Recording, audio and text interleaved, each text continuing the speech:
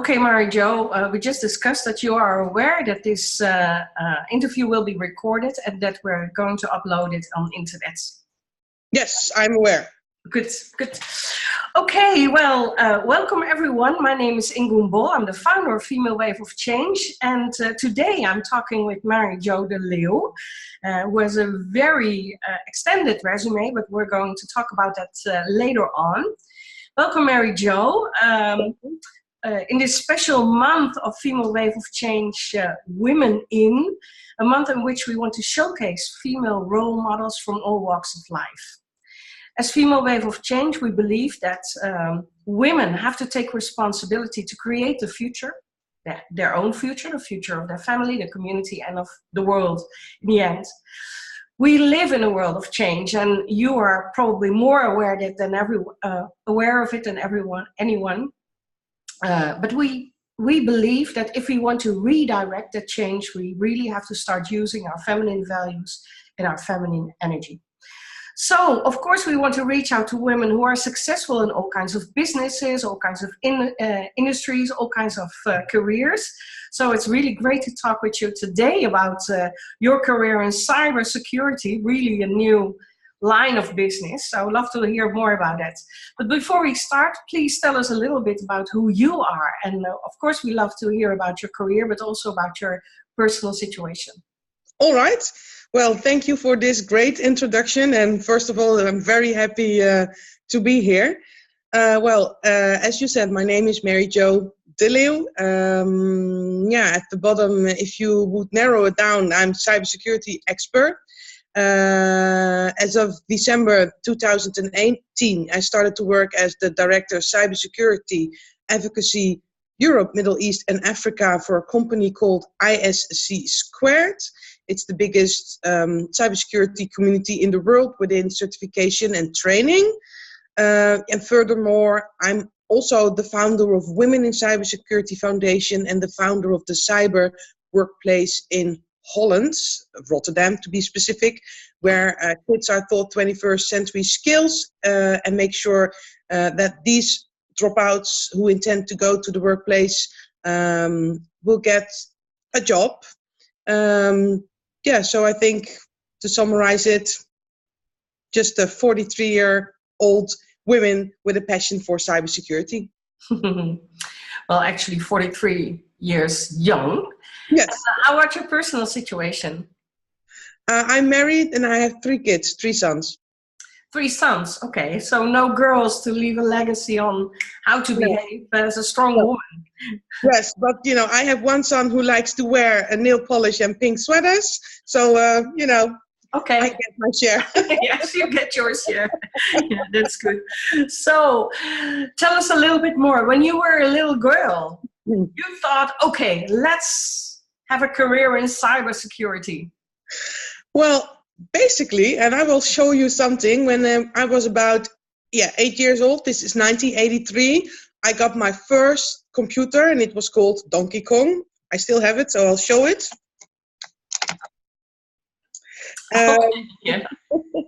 And I started to play with it and I got some more games because this was only the first of, I think I have about 50. So I played Mario, etc., and I started with the Donkey Kong. But then back in the days, after the Donkey Kong, you got a lot of other and bigger, faster computer games. So after Donkey Kong and after the Mario, I got a Commodore 64 when I was about, this is 1988, so when I was about 12 or something, 10. Just young, and I started to play with the Commodore, and the Commodore, if you looked inside the Commodore 64, it was a computer, but it used a specific code language. Mm-hmm. So I tried to understand the code language and also try to rebuild it and try to do stuff with it. So I think those were the first steps into, well, actually I call it now cybersecurity, but the Commodore 64 used a code language called basic codes. And we now still use it, but then we now call it basic, but it's still the same language. And it took me just from the Commodore 64 to the next generation Atari, to interactive voice responses, etc., etc. I even got my first Apple. It's also here in my house. Let me point it to you. I don't know if you can. Oh, yeah, I recognize that. Yeah.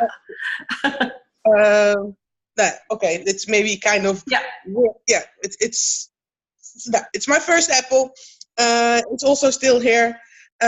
So then I went, I thought, if I know how to bridge it, you really want to know how it's invented.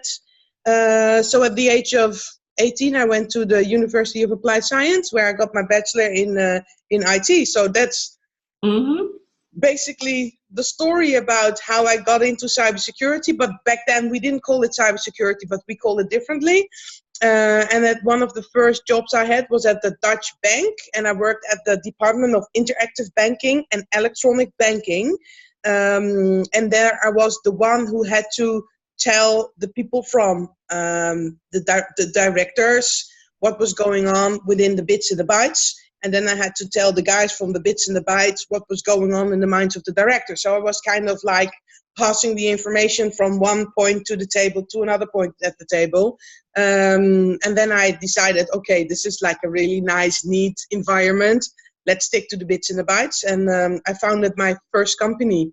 And then I moved around to other cybersecurity companies and did lots of stuff within the field of cybersecurity. Bottom line is, I just actually wasn't aware of, getting into cybersecurity until someone said to me, "Oh, you work in cybersecurity," years later. So I guess that would summarize it. Yeah. Yeah, absolutely. I've been working in the IT business for almost 20 years, but although I'm an engineer, I'm not a tech girl. I was the sales and marketing. So it's more that you had to know what they were talking about and then take the expert along so that they would be able to really understand what was going on. So that was good. And in the time, cybersecurity, there was no cyber thing. No. So it was growing. So you were really one of the pioneers in that field of work. Yes. Yeah. So how many women colleagues did you have?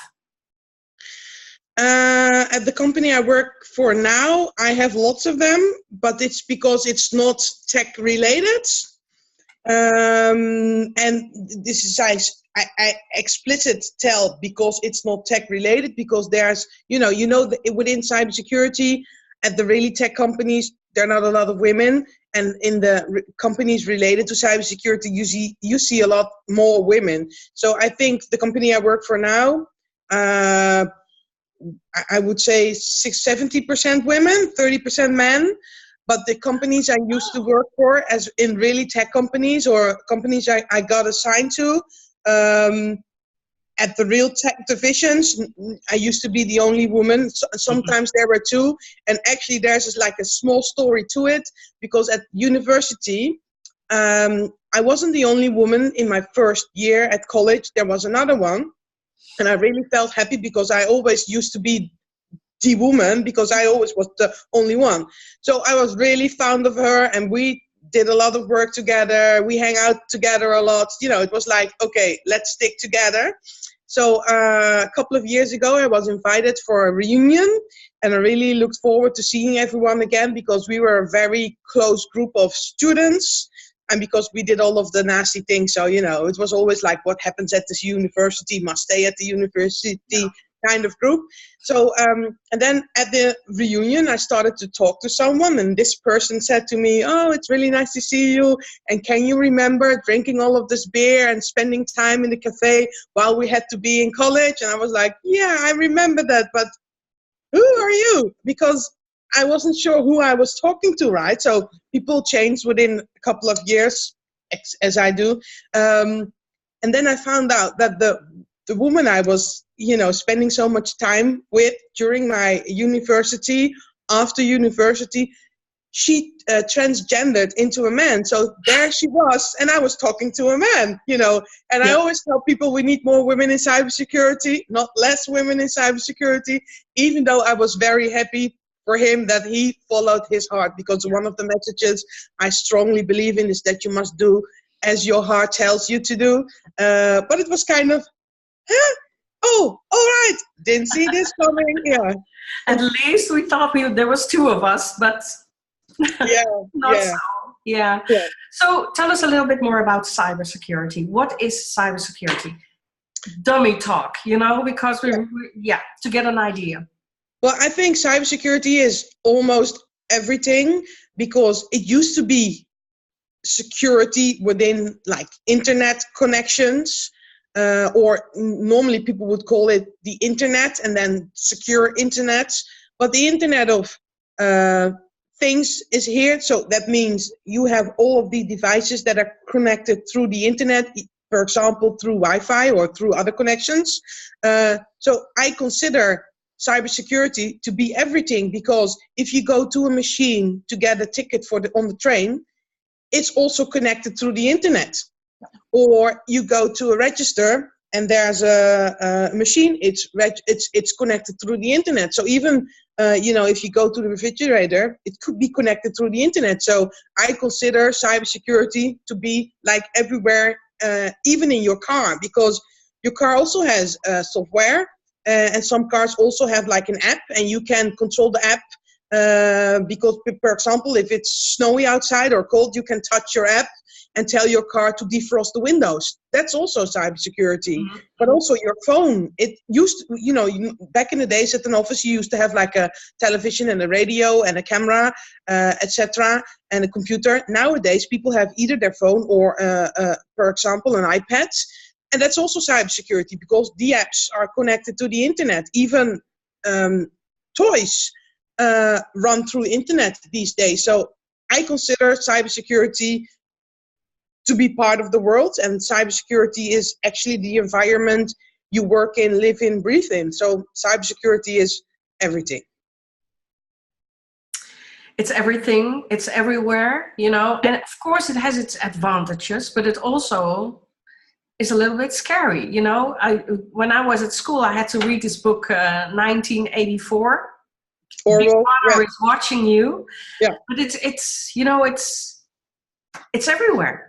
It's everywhere. When my husband gets in the car, I get a message from the app, your car is moving. Oh, yeah.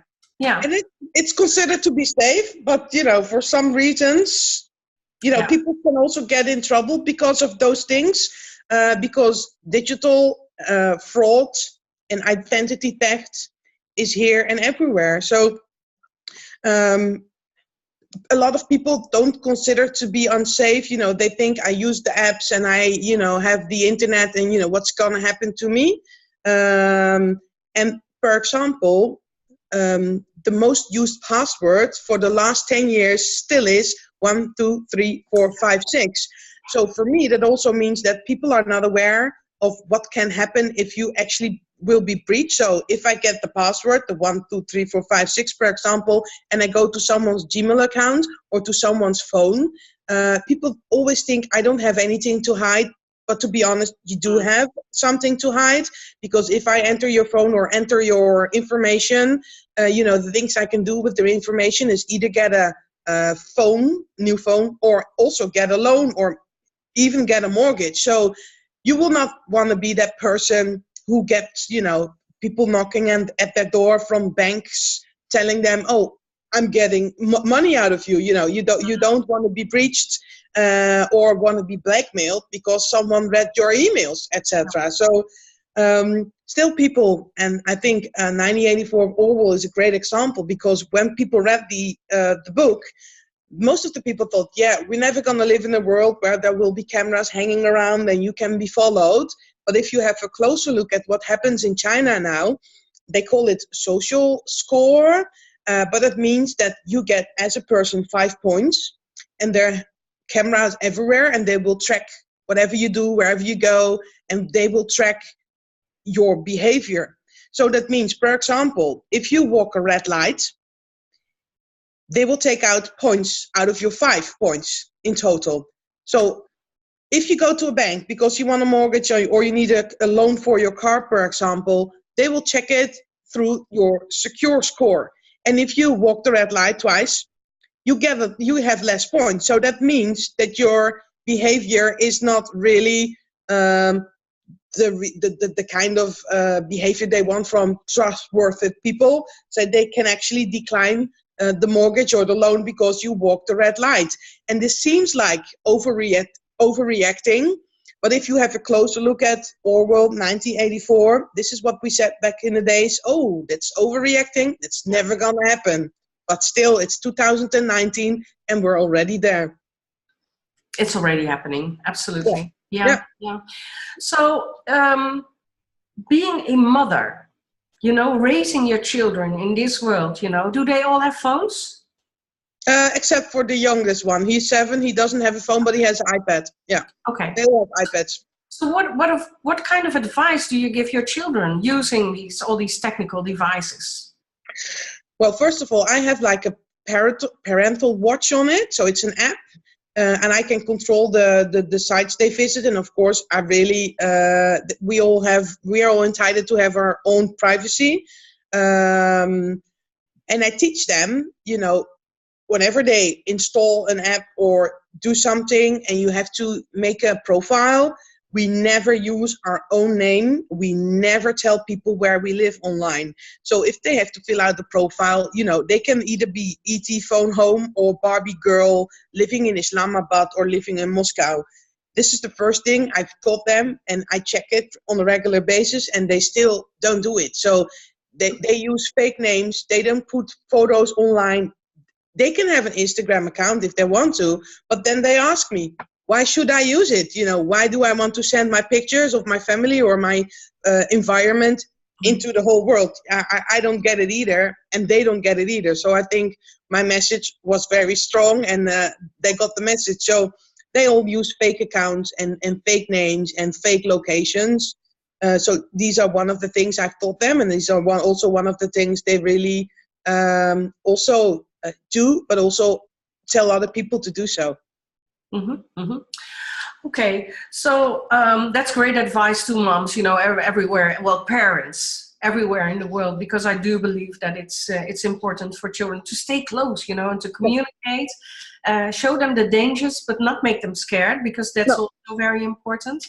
I don't believe in teaching people to be safe by using scary examples. I think the only way you can set an example or get this conversation going is by putting your knowledge to the table, but in a nice and funny way. You can teach someone what can happen without scared the beep out of them, and also because you told me it's nice for parents to teach their kids, but parents should also be aware of what can happen, because we still live in this world, right, where 1, 2, 3, 4, 5, 6 is the most used password, and parents are one of them also. So parents should also be more aware. And also last week there was a benchmark, and the benchmark showed, it was a Dutch benchmark, and in Holland we call it Centraal Bureau voor de Statistiek, and for the non-Dutch it's a company that keeps track on statistics,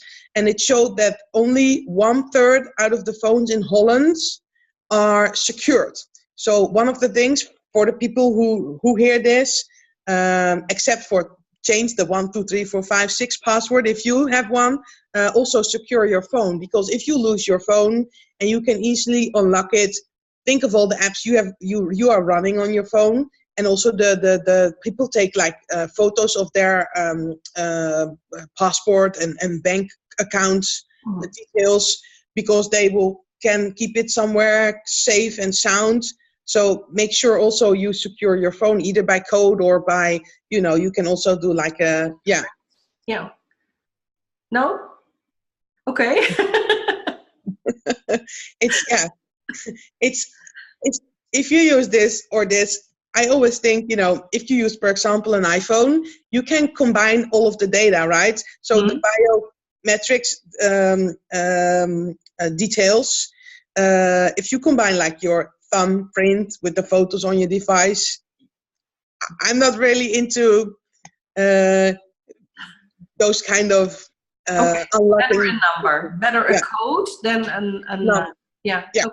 And the longer the better. So don't use like 4-digit codes and then, for example, the year of birth. But use, for example, 8, and not, for example, your postal code. Just something odd. Yeah. Yeah. Okay. Okay. So if I look, at the female wave of change is very much about redirecting change, about making the world a little bit more human. Yeah. It's that is, if using our feminine values, our feminine energy. If you look at this world of cybersecurity, security, it is about bits and bytes. It's very much about the numbers. It's very much about facts. Yeah. So how can you be that how can you make changes in this world of cybersecurity and still make the world human, to humanize what is going on? To show the people what's going on, but in a nice and maybe humorous or funny way. You see a lot of pictures when you talk about cybersecurity or hacking, and that involve like the black hats and the leather gloves. Yeah. What is that? I don't get that, because that's about scaring people. So I think if you set an example or show people what it's all about, you can also use it in a funny way, or show a picture or whatever. So I think cybersecurity partly is about awareness. Another part is you could be the next, but don't be scared. Just don't trust anyone, because, for example, if you get an email, your intent to believe that the person who sends you the email is really in desperate need of money, or you're really want to click on the link because you want to see that enormous great picture, I don't know, from someone or from anywhere around the world. So don't trust anyone. Try to make sure what the dangers are all about. So it's not about someone will steal your identity, but just if I get into your computer, that also means I will have the addresses of your friends, and maybe they're not after you, but they could also be after one of your friends. So just be safe and sound, and think about you could actually be the next person. Yeah. Yeah. And just be safe. Don't do the 1 2 3 4 5 6 password and lock your phone. These are 2 very simple things to do. And that's not about scaring someone, but just tell someone, please do so, or I will show you what can happen. Please. Yeah. Be aware and protect yourself. Yeah. Yeah. Yeah. Okay, so we have to finalize our conversation already. Time is flying. Oh, really? Oh. Yes. If you look at the current situation, and the line of business that you are in, and you would have to advise, for instance, the younger generation, girls, but also boys, they're looking for this career. So what am I going to do? The challenges they're facing. And you look at your line of business. What do you advise them? My advice in life, whatever you talk about, business or education, or I don't know, gardening or cooking or dancing, is follow your heart. Make sure you do whatever your heart tells you to do. I wanted to say, don't listen to your parents, but if your heart tells you to get in tech and your parents are nagging, no, go to law school. Maybe this is time for a good conversation, and tell them what's going on and how come your heart will beat faster by hearing other things. So I don't want to tell people disobey your parents, but listen to your heart, because I think the message that your heart sends you is a very strong one, and I think you cannot ignore it. So my advice to everyone would be, in every situation out there, listen to your heart. It's a strong message. Yeah. Yeah, I believe so. It's, you cannot work hard and really, do a career if you don't like what you're doing. And that is very important. Absolutely. And you can do things because your parents expect it from you, or because your neighbor or your husband, but at the end you feel miserable. Listen to your heart. Yeah, absolutely. Your inner voice. Yes. Yeah, and not those monkeys on your shoulders No, no. who will tell Give you them, that it's not return possible. them to the sender. Return them to the sender. Yeah, return them to the sender. That's great. You know, we were just before this interview, we were discussing this other group, you know, the a little bit older generation, you know, who still have to, for instance, you're 50-year-old or 40, 50 years old. You're fired, you really want to start, you have to start over, or maybe, you know, people really looking at, okay, gosh, what now? You know, this IT environment is of course very interesting, and there's still always a lot of work there. Yeah. What advice can you give that generation?